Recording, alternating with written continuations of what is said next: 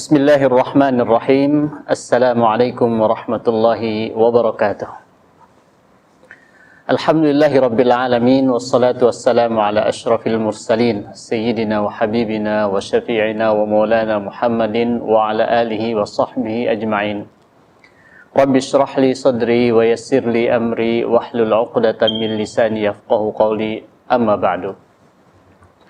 Sahabat karib yang dimuliakan Allah Subhanahu wa taala, marilah pada kesempatan ini kita bersyukur kepada Allah Subhanahu wa taala dengan senantiasa mengucapkan alhamdulillahirabbil alamin atas nikmat iman, nikmat aman, nikmat sehat, nikmat sempat yang mudah-mudahan nikmat ini dapat kita gunakan untuk selalu beribadah kepada Allah, untuk selalu menjalankan ketaatan kita kepada Allah, dan mudah-mudahan kita senantiasa istiqomah sampai menutup ajal kita dengan husnul khatimah insyaallah.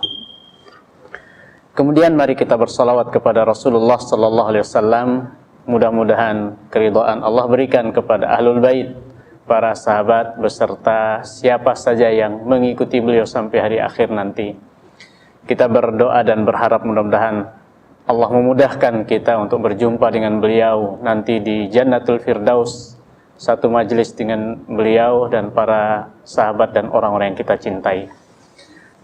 Sahabat karib yang dimuliakan Allah, pada kesempatan ini kita akan kembali melanjutkan kajian kita tentang Ar-Ruqyah Asy-Syar'iyyah, yang mana pada tema atau pada kajian sebelumnya kita sudah membahas tentang bagaimana definisi daripada ruqyah syar'iyyah dan beberapa syarat yang disampaikan oleh para ulama, yang mana syarat-syarat inilah yang harus kita perhatikan betul, karena inilah yang menunjukkan ruqyah itu menjadi ruqyah yang syar'iyyah, yang sesuai dengan yang diperintahkan oleh Allah dan Rasulnya, yang sesuai dengan syariat Islam. Sedikit kita mengulang, ya, 3 syarat yang sangat perlu untuk kita perhatikan itu adalah yang pertama, hendaknya ruqyah itu di kalamillah, menggunakan Al-Quran, menggunakan ayat-ayat Allah Subhanahu wa ta'ala, atau menggunakan yang kedua adalah bahasa-bahasa yang difahami artinya. Dan syarat yang ketiga oleh para ulama dikatakan bahwa ruqyah itu harus, ya, atau kita meyakini bahwasanya bukan ruqyah itu yang menyembuhkan kita, tapi yang menyembuhkan kita hanyalah Allah Subhanahu wa ta'ala. Nah, sahabat karib yang dimuliakan Allah Subhanahu wa ta'ala, pada kesempatan ini kita akan mencoba untuk melihat beberapa macam bentuk daripada ruqyah syar'iyyah itu sendiri. Dari segi prakteknya, ya, ruqyah ini bisa kita bagi menjadi 2, ya, secara umum. Yang pertama adalah ruqyah itu dibaca oleh orang lain. Artinya ada orang soleh, orang yang baik, orang yang bisa, ya, membaca Al-Quran sesuai dengan tajwidnya. Kita minta mereka untuk membacakan kepada kita yang sedang sakit. Nas'alullah as-salama wal afiyah. Ini cara yang pertama. Kemudian yang kedua adalah ruqyah tersebut kita baca sendiri. Artinya siapapun yang merasakan ada keluhan, sakit, ataupun yang lainnya, maka dialah yang membaca ayat-ayat ruqyah yang ma'tsur tersebut.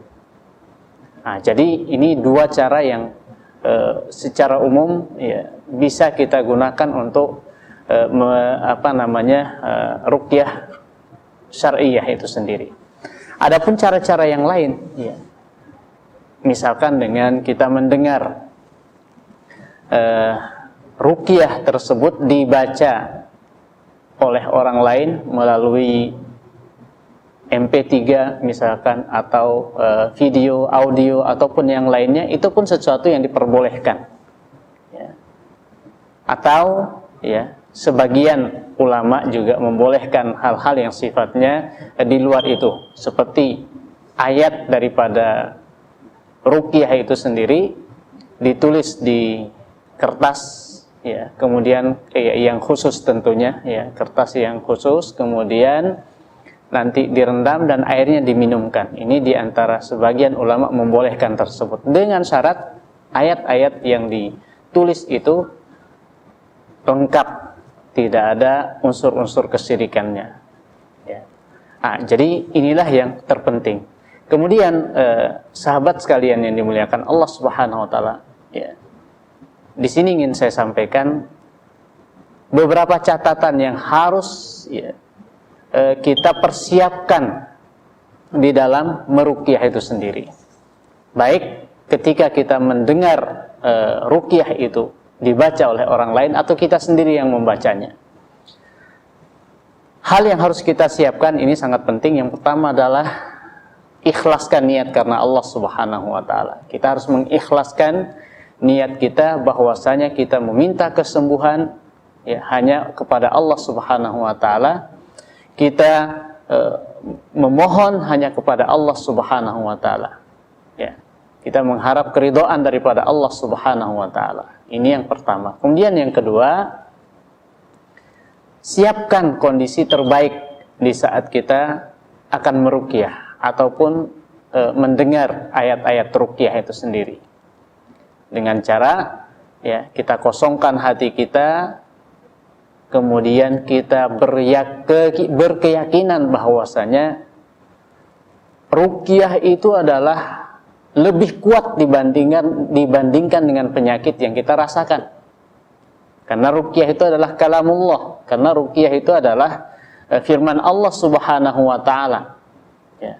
Maka ini adalah keyakinan yang harus kita tanamkan dulu sebelum kita meruqyah diri kita, sehingga nanti ada efek daripada ruqyah yang kita berikan itu atau yang kita baca itu. Kemudian, ya, berikutnya adalah, ya, ruangan ataupun tempat yang kita gunakan itu pun kita kondisikan dengan sebaik-baik mungkin supaya nanti kita bisa khusyuk. Ya. Jangan sampai di situ ada misalkan patung-patung, ada gambar-gambar yang tidak baik, ya, atau misalkan ada anak, ya, ataupun keluarga, ya, jangan sampai terlalu ramai, ya, sehingga ketika kita membaca ruqyah atau ketika kita mendengar ruqyah itu memungkinkan untuk kita khusyuk dan fokus di dalam mendengarkannya.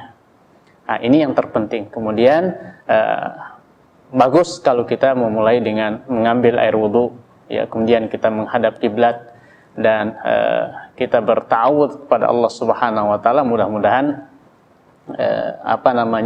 ruqyah kita itu menjadi baik insyaallah taala. Sahabat karib yang dimuliakan Allah Subhanahu Wa Taala, jadi itulah beberapa hal yang harus kita siapkan sebelum kita meruqyah diri kita sendiri atau ketika kita ingin mendengar ayat-ayat ruqyahnya. Nah, sekarang kita akan mencoba untuk melihat atau mempelajari beberapa ayat yang biasa digunakan untuk ruqyah. Secara umum ruqyah itu semua ayat-ayat Al-Quran adalah asy-syifa, dia sebagai penyembuh, ya. Namun ada beberapa ayat yang diajarkan oleh Rasulullah SAW untuk kita baca, yang itu sangat-sangat baik dan mujarrab, ya, untuk ruqyah syar'iyyah. Yang pertama diantaranya adalah suratul Fatihah, surat Al-Fatihah. Ini adalah merupakan salah satu surat yang namanya sendiri, diantara namanya adalah suratul ruqyah. Surat Al-Fatihah diantara nama lainnya adalah suratul ruqyah, surat untuk ruqyah. Yang ini oleh para sahabat digunakan sebagai ayat ruqyah. Kemudian kita membaca awal daripada surat Al-Baqarah. Ya, setelah itu kita bisa menambahkan dengan ayatul kursi, ayat kursi, dan 2 daripada surat Al-Baqarah yang bagian akhir. Kemudian bisa kita tambahkan dengan akhir daripada surat Al-Hasyr. Kemudian Qul ya ayyuhal kafirun, Qul huwallahu ahad, Qul a'udzu birabbil falaq, dan Qul a'udzu birabbin nas. Ini beberapa ayat dan surat yang sebagai standar untuk kita membaca buat diri kita dan orang lain. Sahabat karib yang dimuliakan Allah, inilah tadi surat-surat dan ayat-ayat yang dianjurkan untuk kita baca untuk meruqyah diri kita ataupun orang lain, yang insya Allah pada pertemuan berikutnya kita akan mencoba untuk membaca. Mudah-mudahan bermanfaat untuk kita semuanya insya Allah ta'ala. Demikian, mudah-mudahan ada manfaatnya buat kita semuanya. Aqulu qawli hadza, wassalamualaikum warahmatullahi wabarakatuh.